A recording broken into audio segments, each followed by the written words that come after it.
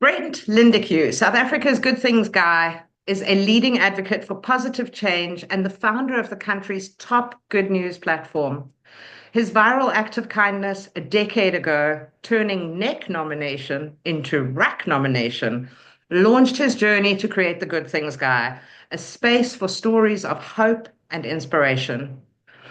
Reaching over 30 million people via the website, social media, and billboards, his platform celebrates everyday heroes.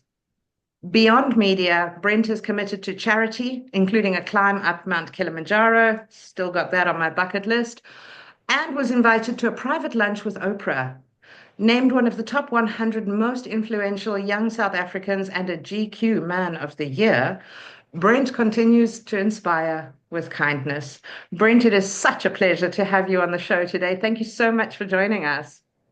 Thank you. It's absolutely rad to be here. And I know that I've got an intro and it's part of being who I am and like that comes with it. But I'm just a regular guy. So it's always great to be interviewed by people and to hang out. I'm just very, very thankful for that. Amazing. So I must tell you, every time I think about you, I think, okay, love you, bye. Okay, love you. It's become my trademark, hasn't it? Totally. Very, very cool. But you know, Brent, I'm just looking at your platform, your movement. You've sparked these movements, you've impacted millions, and you say you're still a regular guy. But all we see is the persona. So how do you, behind the scenes, beyond the spotlight, how do you maintain your sense of purpose, your sense of authenticity as this persona of yours continues growing? You know that I think every year for the last couple of years I kick off the year on my social media by explaining to my followers that I'm more than just the good things guy. Because I think you can in your career, whatever career that is, you can get placed into a box. Like this is you. You're a chartered accountant, you're only good with numbers. And I think that's very wrong. We're multifaceted, there are many parts to who we are. And I am just a guy. I'm just a guy that absolutely loves what I get to do every single day. Live with good news stories all around me, tell good news stories, and then every now and then get up on stage to do the same thing. How do I remain that? How do I keep that authenticity and sort of my purposeful drive? I think I treat every day as an adventure, and I'm incredibly excited to be here. Gratitude is a huge part of who I am. I never, ever, ever look at anything that comes my way as like it's landed in my lap. I'm grateful for everything, every single moment. I'm grateful for this moment, and I think gratitude does give us happiness, and maybe that leads to me being authentic or just being myself. I'm me. That's Oh, I'm me. love it. And you know, there's this theme that keeps coming up again and again in our podcast. We are humans first and speakers second. And second to that, we've heard from a lot of speakers who speak about this inner journey. You know, and whatever your inner journey looks like, whether it's your gratitude practice, whether it's your grounding, your meditation, whatever it is, it seems to be a vital component as the mainstay that keeps you, right? So Yeah, yeah. absolutely. I would say that also added to that is that creativity that we have and the creative release that we might have.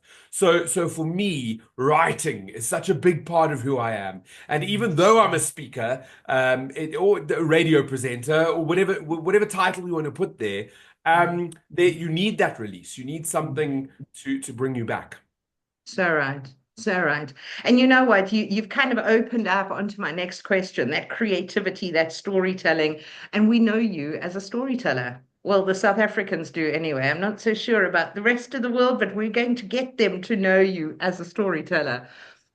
So, how do you think speakers, if you had to give some advice, how do you think speakers can use storytelling to inspire change, but also maintain that authenticity, even when it comes to challenging topics?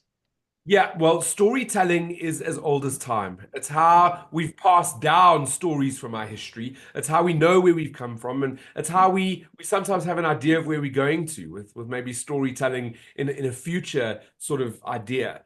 I find storytelling to be the thread that is the most important in the whole entire world. It connects us. It makes us human. And for me, that's exactly what I do on stage. I tell stories. I tell stories about incredible South Africans doing the most amazing things. I tell stories that make us laugh. I tell stories that might make us feel scared. But then there's another story that comes to sort of balance that out. Storytelling is incredibly important, and it's how even you asked with difficult topics, it's how people can relate to it, and you can get your points across. Absolutely. Absolutely. And again, I've always said stories unite us. It's the thing that it's that old campfire thing. It harkens back to the dawn of time, doesn't it? Speaking of stories, I have seen a few attacks. So when you're a public persona like you are, not everyone resonates with your stories and they kind of come after you. So how do you handle the pressure of being this good news advocate? Um, but then there's the trolls. There's the people that want to attack you in social media. How do you handle this? How do you balance?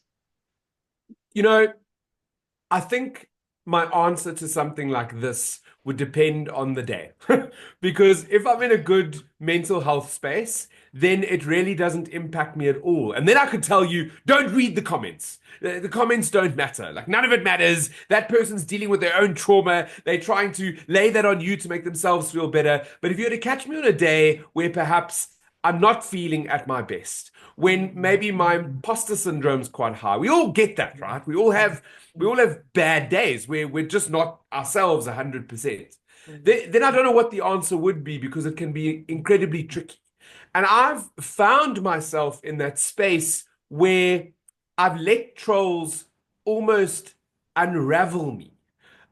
Being in the public space and being so open about my life and who I am and what I do on a daily basis makes me the villain in some people's stories. And I fully accept that and I understand that. Last year, I had a stalker that a real life stalker that at first I brushed off. At first, I thought the comments, the emails, the messages, the continuous attacks, I sort of just let it water off a duck's back. But something changed, and I think it was maybe the death threats when I started to really, it made me unravel. It's the only word I can use. I unraveled as a human being. And there were moments where, sure, I had to dig deep. I'd flown down to Cape Town. So here's a crazy thing behind the spotlight. I hate flying. It creates massive anxiety in my life. It really doesn't fare well with me. But being in the career that I am, I have to. I have to get on planes and I have to be in places. And sometimes I have to get off the runway and get straight on stage. So that's already something that I'm trying to deal with before I speak, is sort of flying down somewhere. And I had a talk down in Cape Town. Flew the night before so that I had that time to sort of recoup before getting on stage.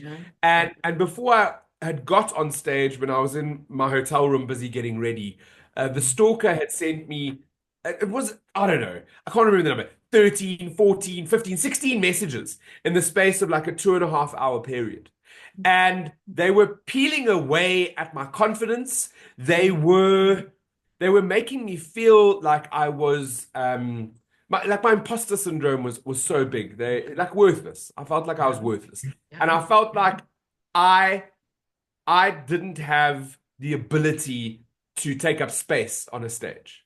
Like my opinions didn't matter. And like the stories I was telling didn't matter.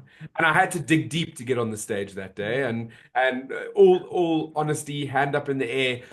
When I got off stage, I sobbed. I went back to my hotel room and I sobbed because it was such a horrible experience.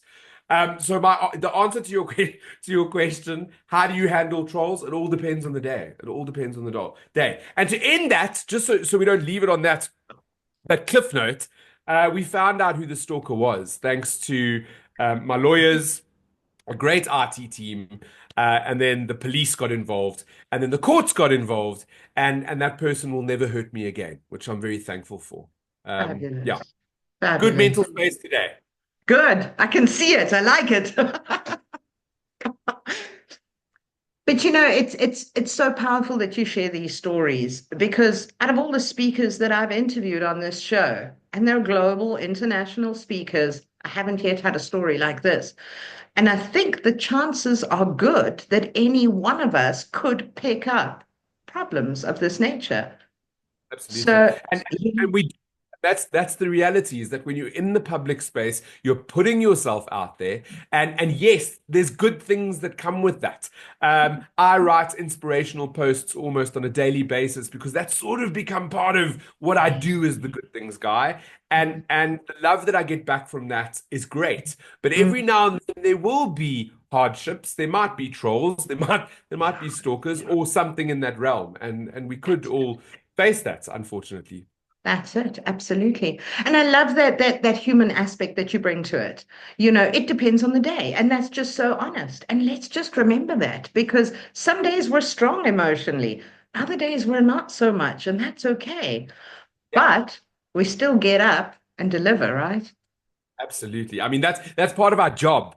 There's a Correct. great there's an amazing well, it's very tragic, but there's a great scene in the Katy Perry documentary Mhm. where right before she's about to go on stage to perform, a person walks in, a lawyer, and hands her divorce papers. And she breaks down crying in that room at that point, and she asks the cameras to go away and whatever. And then in the next scene, she's rising up onto that stage and she's delivering what she needs to do because that is our job. We are hired to be there to deliver a job, a story, a keynote, an idea, and then you get the whatever's happening, you got to get up on stage and make it happen. All right, the show goes on, and that's just such a powerful message. I haven't seen that docu yet. I am going to look it up. Awesome.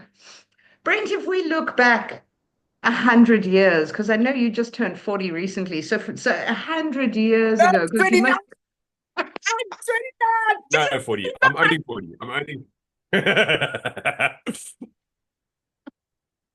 love it. Well, I'm 8 years ahead of you, buddy, so it's all good.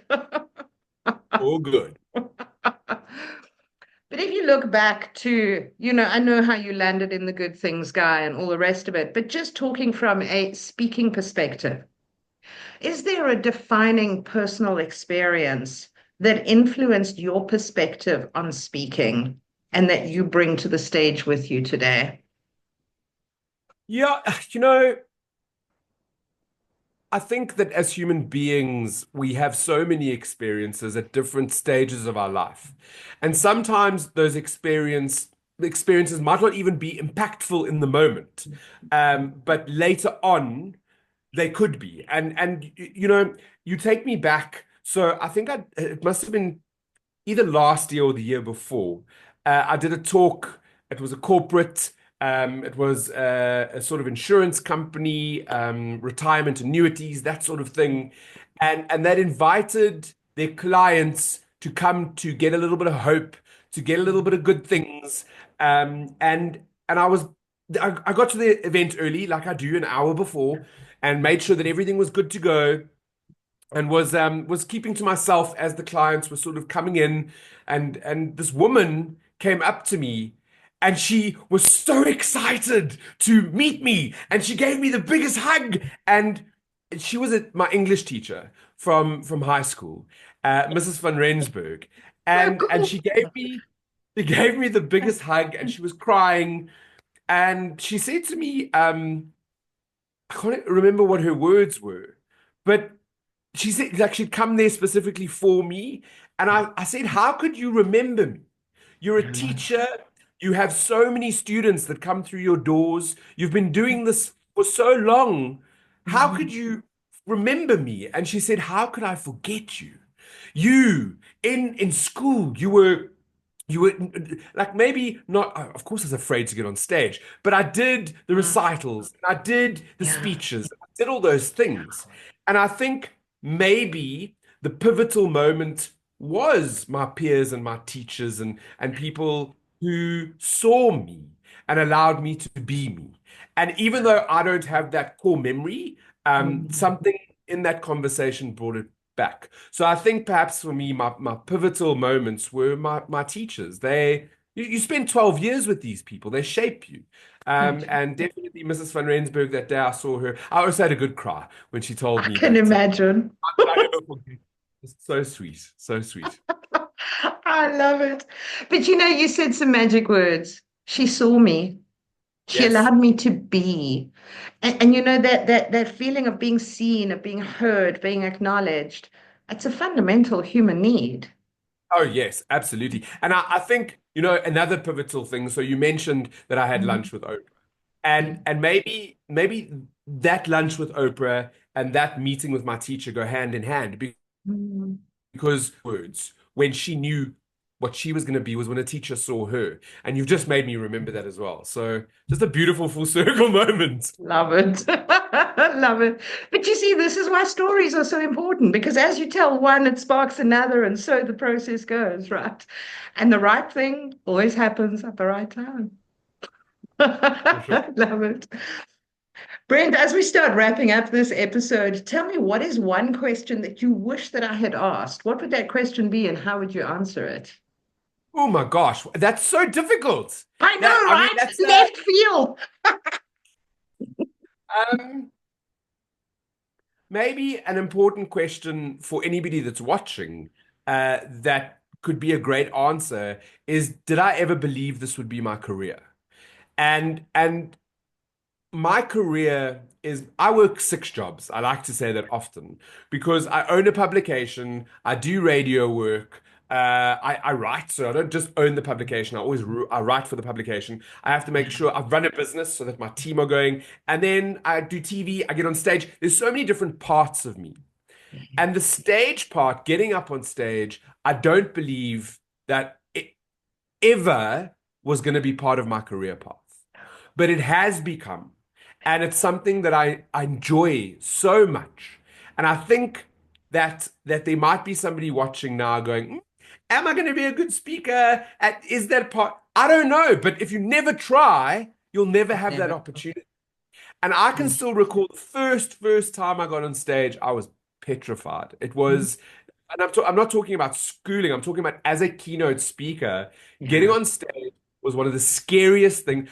I Yeah. sat in that green room, the butterflies in my t it was the and there, I think there were like 1,000 people in the audience, Mhm. and I had no clue what I was doing, Yeah. none whatsoever. Mhm. But a decade later, and one of my favorite things is to get up on a stage and just leave people feeling a little bit better about South Africa, a little bit better about themselves. That's what I enjoy. That's what I enjoy. So maybe that was Absolutely. a question. That's it. But that again resonates so much with our audience because so many of us are coaches, facilitators, trainers, authors. We're also speakers. We're a mixed bag, right? Yeah, Um, yeah. and then we get to the point where we think, okay, do we formalize this? And that's been my journey. I've only formalized my speaking in the last year, just over a year kind of thing. So I'm still brand new at this thing. But it's that power of belief. And it's Oh, knowing that you just got to try, right? Just got to put absolutely. yourself out there. So, yeah, amazing. Brent, as we close, my last question for you, and this is one I know that our audience is always watching out for. If you could give one piece of advice to your younger speaker self, what would it be? Be yourself. Be yourself. You can pretend to be somebody else when you get up on a stage. Whatever, maybe that works for you. But for me, when I'm having the best time on a stage, it's when I am 100% myself. People hire me to be me. I'm a little bit eccentric. I am maybe a little bit over the top and happy, and I laugh and I'm me. I'm 100% me. And when I'm on stage having the most fun, the audience as well. And I think that's so important for me. So be you. You are hired to tell your story, to be you. And I do look back at my first, I don't know, first 2, 3 years of getting on stage. And I was trying to be like other people. I was trying to just, that's a great speaker. I should no, you gotta be you. You gotta so be you. And I think that's the most important advice I could give myself and anybody else that's watching this. Absolutely. And I was speaking to a fellow speaker this morning, and I said exactly that to him. I said, your clients are going to hire you for, actually, let me reframe it in my name. My clients are going to hire me for the Chantelle-ness that I bring to the stage. Yeah. Not because of my subject expertise, because of my energy, because of who I am. So I Yeah. think that is such great advice. And yeah, you know what? You have mastered being you. Lots of love you. Bye. What? So yeah, that's how I end all my posts, and it's a great way. You do it. You're ending this. This is your podcast. You can do it. Yeah, love you. Bye. Oh, Brent, that was superb. Thank you Was that so good? much. Yeah, that was great. Super, super, super. I'm sure Celina will put her nice bookends on it, but that was really fun. It felt authentic. It was fun. We had some good questions, good answers, and yeah, really, really Hey, appreciate it. Yay. awesome, awesome. Thank you for the time again. I'm very Thank grateful you. and honored. And like tag me in all the links, send it to me I when it's will. all live. I will, definitely. Thanks so much. Love you. Bye. Awesome. Thank you. Okay, love you back. Thank you for listening to this episode of Speaking Beyond the Spotlight. As we examined these stories, many unpolished, about lessons learned along the way through many different speaking journeys. On behalf of Virtual Speakers Association International, we invite you to check out previous episodes and stay tuned for the next ones coming up.